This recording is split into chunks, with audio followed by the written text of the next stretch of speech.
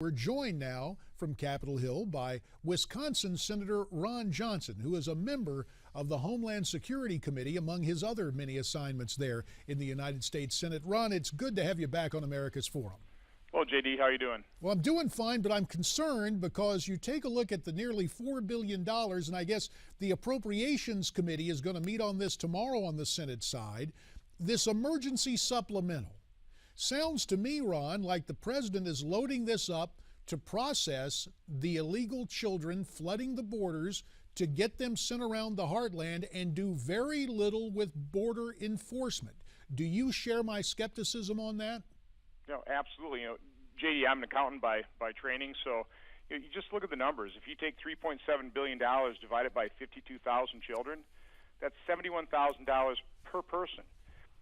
I've gone online. I've taken a look at on Orbitz and taken a look at what does it cost to fly people to El Salvador and Guatemala and Honduras, and you can have fares as low as $207. There's nonstop flights at $450. You take those numbers, and it costs somewhere between $11 million and $30 million to return people in a very humane fashion, and we can put them up in a hotel room and make sure they get a shower and feed them. And there's a far easier way of handling this, and also that would send the signal to the folks in Central America that you can't come into America and expect to stay.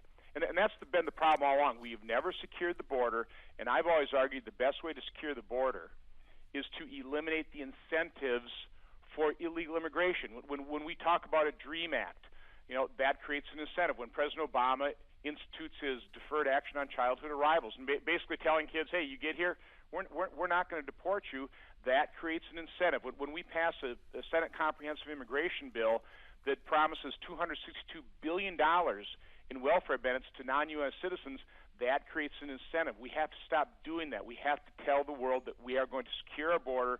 You're not going to get benefits when you come to America, and you're not going to be allowed to stay. Ron, sounds to me like you're prepared to vote no on this supplemental appropriation. Is that in fact the case? Yeah, I can't see how I can support this thing. $3.7 billion. There's no offset. Listen, this is a humanitarian crisis. We need to take care of it. But as I just told you, JD, I mean, what would one night in a nice hotel? What would be a really nice meal, and a flight back to their countries? The administration says they want to stop them at the border of Mexico. Okay, well, so a few days later they do an arduous journey, and now we have to say, well, this is a humanitarian crisis. We can't let them. We can't force them back into Honduras and El Salvador and Guatemala. I mean, I just don't get the logic of that. And as long as we continue to accept people, as long as we don't send the signal that this is unacceptable, that you're not going to be able to stay, more people are going to come. We are creating incentives and inducements for people to enter the U.S. illegally, which is why we have 11 to 12 million people here illegally, because we're incentivizing them. We're welcoming them. And listen, JD, we're a nation of immigrants. I want to solve this problem, but that's how you solve it, is eliminate or dramatically reduce those incentives for illegal immigration. Senator, let's switch gears in the 3 minutes we have left, because you were in court the other day, federal courtroom in Green Bay, Wisconsin, and the issue on the docket, Obamacare. Ron, what prompted you to sue the president over what we commonly call Obamacare? Well, the Congress very explicitly wanted to put ourselves in the same position as every other American when we buy our insurance through the exchange. And President Obama, without the legal authority, granted us special treatment. We're the only people in America that when we buy our policies through the exchange, we get a tax-preferred, tax-free employer contribution. That's unfair. That's not equal treatment under the law. It needs to be overturned. And like say, oh, by the way, President Obama didn't have the authority to do so. So, we argued before the court just the standing issue. That's the legal hurdle the administration is putting us through. They don't want to argue the merits of the case. They just want to dismiss the case out of hand because we don't have standing. But that's why President Obama shows such arrogance. For example, on the immigration issue, he said, "Oh, Congress isn't doing it, so I'm going to do this by myself, by presidential fiat, and Congress can just sue me." Well, he's so arrogant. He's showing such contempt because it is difficult for members of Congress to obtain standing, to challenge the president, get the judicial review. I think we got a good case. I'm optimistic.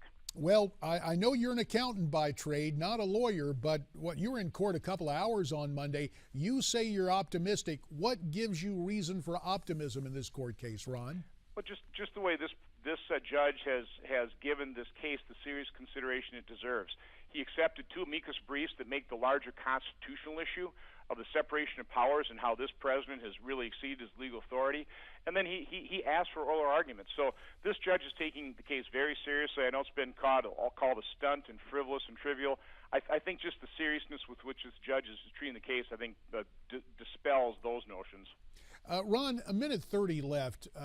The Senate is called the world's most exclusive club. I don't know what you're hearing in the cloakroom or heading from the office over on the subway to vote, but privately, do some of your Democrat colleagues express concern about what you're calling the arrogance of this president and this kind of tone deafness in terms of issues heading into the midterm election?